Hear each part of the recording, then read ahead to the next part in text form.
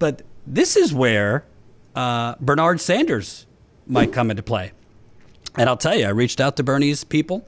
I reached out to some people I know in Bernie's world. They don't know. They don't know if he'll vote for her. He hasn't really given a yes. So you got, really, it might come down to Bernie. Because let's say, for argument's sake, the Lisa Murkowski of Alaska, who is one of these quote-unquote moderate, they call them, Republicans. Let's say that she says, I'll vote for Neera Tanden. Okay, well, you got one Republican. Then you need if Manchin's going to vote no, if you get Murkowski, if you get Sinema, and then you get Bernie, it's possible Kamala Harris would then put her over the top. Kamala Harris could come in and break a tie. So this is all making assumptions that you get a Republican to vote yes, that you get a Kristen Sinema. But let's say that's the case, and you need one more. Is Bernie Sanders, for once in his political life, going to show a spine? I mean, listen, you know how I feel. I'm a Bernie guy. But a Bernie guy could criticize Bernie, too. And Bernie Sanders has been, just steamrolled by Joe Biden. He's been spit in the face. He's been slapped in the face. He's been insulted by Joe Biden. I mean, let's follow the sequence of events here, shall we? Sorry to give you, your PTSD. But he dropped out early on in March 2020, gave a full-throated endorsement of Joe Biden, did that hostage live stream with Joe Biden. Remember that live stream where it looked like Bernie was a hostage victim? He went around during the deadly pandemic physically campaigning for this guy. He told his supporters, you got to vote for him, you got to vote for him. And what did he get? Got passed over for labor secretary. None of his people really have been appointed as directors or top positions. And now, as I reported, and I'm going to report further today, Biden's moving away from the one promise he made of a $15 minimum wage. So if you're Bernie Sanders, A, do you understand the political power and leverage you have? B, are you willing to exert it? Because to me, it's not just whether you will vote no or yes. Why, in the first place, weren't you publicly castigating this and saying from the beginning, I will not vote for her, and put Biden on his heels? I'm not saying don't vote for her because of her tweets. Don't vote for her because she is a servant of the United Corporations of America. I mean, if you look through the donors to the Center for American Progress, it's a murderer's row of all of the special interests oppressing you, keeping the money, stealing the money from you. So I don't understand why he didn't do that. I also don't understand why he's not publicly going on offense against Biden's absurd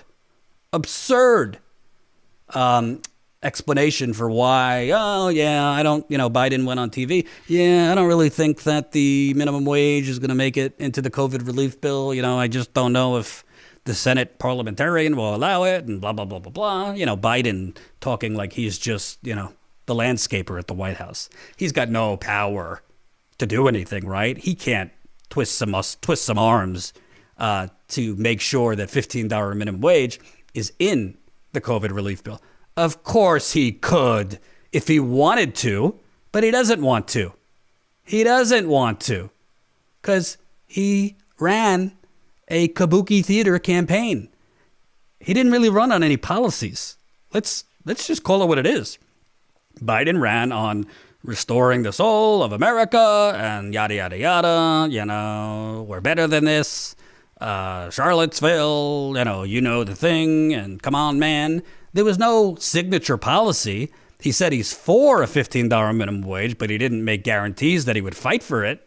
And now he's coming up with neoliberal technocratic excuses for why a minimum wage can't happen in his COVID relief bill. Well, if you are a student of history, we know, listen, as a new president, particularly with his president, full Democratic House, full control, the House, the Senate, you got the White House.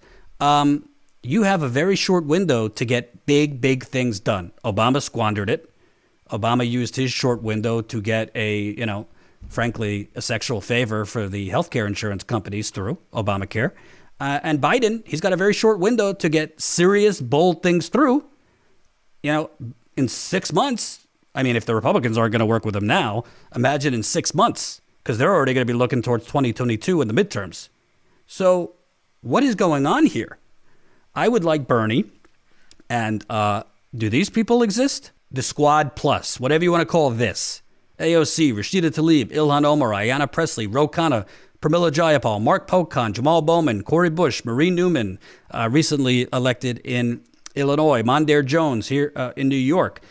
Where are these people? Why have they not come out publicly saying no on Neera Tanden? Sure, the final votes of the Senate, but they have voices. Why are they not coming out swinging against Biden's bullshit moonwalking away from a $15 minimum wage? We have numbers here. We have voices. We have activists. They're saying nothing. I mean, listen, mad props to AOC. She's been doing more than the actual elected Texas senators and congressmen for Texas. I think she raised $5 million so far down in Texas. She went down there and she doesn't even represent Texas to help with relief with their catastrophic power outage. I mean, she deserves serious, serious props for that. But she's had the opportunity before that, during that, to say this is not acceptable from President Biden. Why is there no organizing going on between Bernie and the Senate?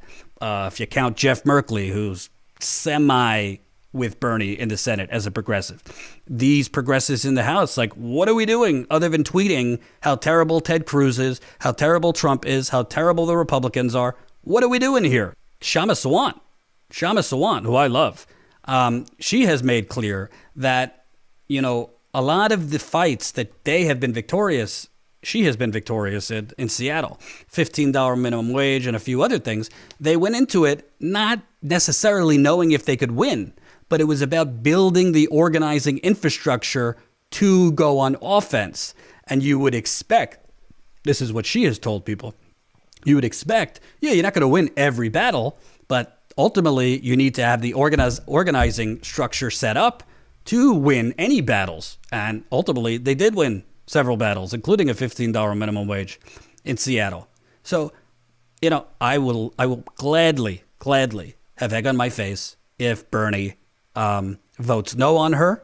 It might not get to that, but, if you're a volunteer who's volunteered in 2016, 2020 for Bernie, if you're a volunteer who's volunteered or donated for AOC, Rashida Tlaib, Ilhan Omar, all these people, I mean, okay, we're happy that you're progressive on the issues, but if you're not going to publicly fight against the people oppressing us, then what are you doing there?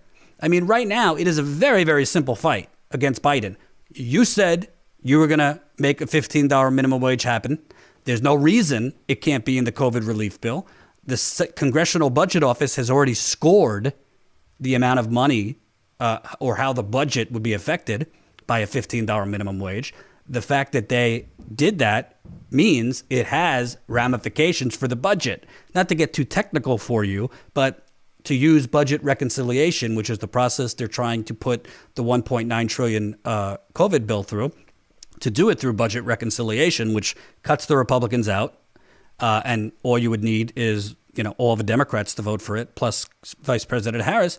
To do it, you need to show it has a budget impact. Well, Bernie Sanders and others showed that raising the minimum wage to $15 would have a budget impact. So Biden doesn't have any real excuses. And frankly, the media is not calling him out on this. The media is not saying, well, what do you mean you don't think it could get through the parliamentarian hurdles? They're not saying anything. I don't even hear the Young Turks, supposed independent progressive media. I don't hear them. Where is the fight? Where is the fight? Because, progressives, they went to sleep when President Obama was president.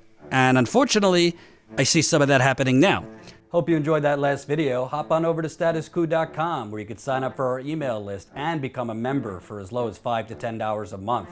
Membership is how we grow. That's statuscoup.com/join. And remember, join our email list so we can grow the revolution with you.